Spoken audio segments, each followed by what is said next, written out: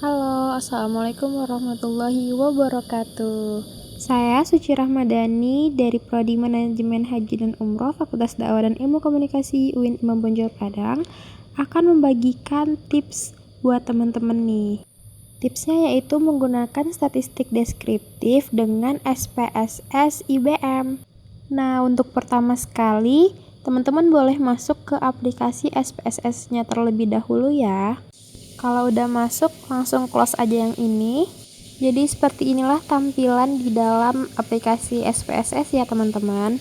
Selanjutnya saya akan mengambil data dari data UJT ini yang akan saya masukkan ke dalam SPSS-nya.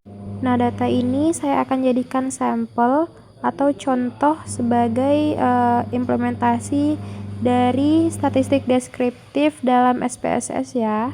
Nah, di sini saya memakai UJT independen, bukan dari UJT Payet ya, teman-teman.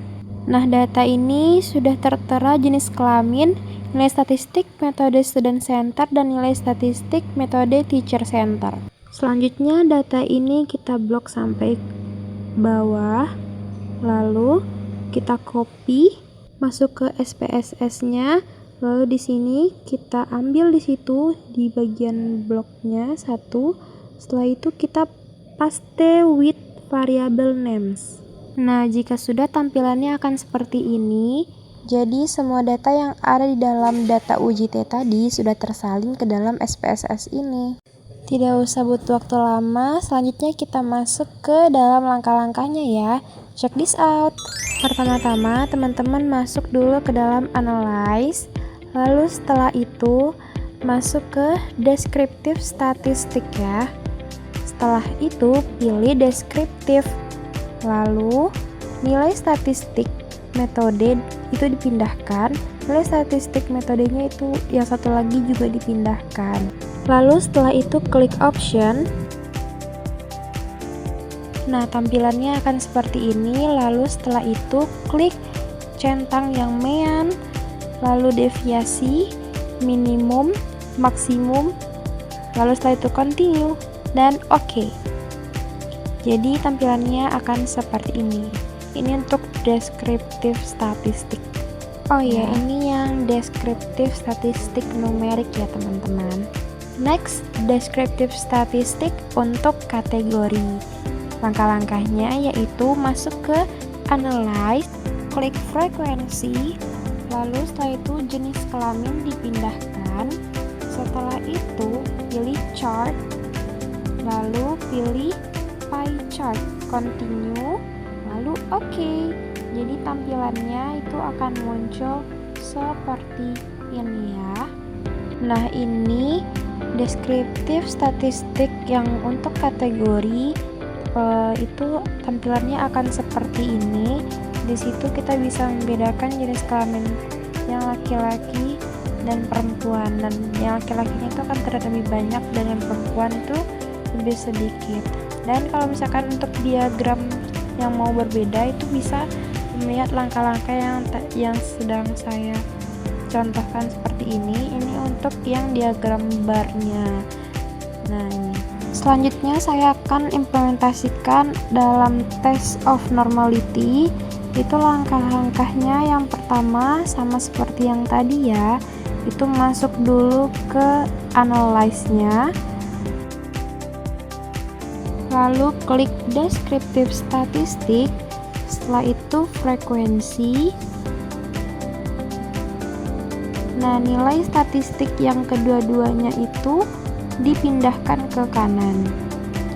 Jika sudah, lalu pilih statistika. Setelah itu mean, median, mode, deviasi, minimal dan maksimal itu diklik.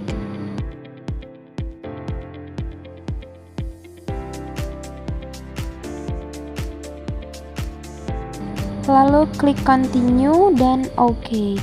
Tampilannya akan langsung seperti ini. Ini untuk tampilan test of normality. Nah, di situ kita bisa lihat missingnya. Jika missingnya itu 0, berarti nilai statistik metode student center itu tidak ada yang error datanya. Lalu jika sebaliknya juga itu ya, berlaku untuk yang metode teacher center.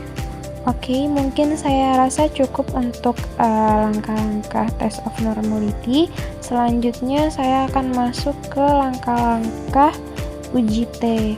Nah, dalam uji T ini sama seperti yang lainnya, itu juga masuk ke klik ke analyze yang di atas tadi, lalu klik compare means dan masuk ke independent simple T. Lalu setelah itu pindahkan nilai statistik itu dua-duanya ke kanan. Setelah itu ambil yang jenis kelamin itu yang bagian bawah. Pilih continue, grup 1 ketik di situ L atau untuk laki-laki, dan grup 2 itu P untuk perempuan. Lalu setelah itu continue dan OK. Nah, jadi tampilannya akan seperti ini untuk independent simple test. Di situ kita bisa melihat signifikannya, frekuensinya, dan data-datanya yang lain ya. Nah, di sini kalau untuk membaca uji T ini atau independent test itu, jika misalkan frekuensinya itu kecil, hipotesisnya kecil, itu akan diterima. Tapi kalau misalkan jika hipotesisnya besar dari 0,05 itu, maka hipotesisnya ditolak. Oke, thank you for watching. Mungkin sekian video tips dari saya. Ketik di kolom komentar untuk video sharing selanjutnya. Bye bye.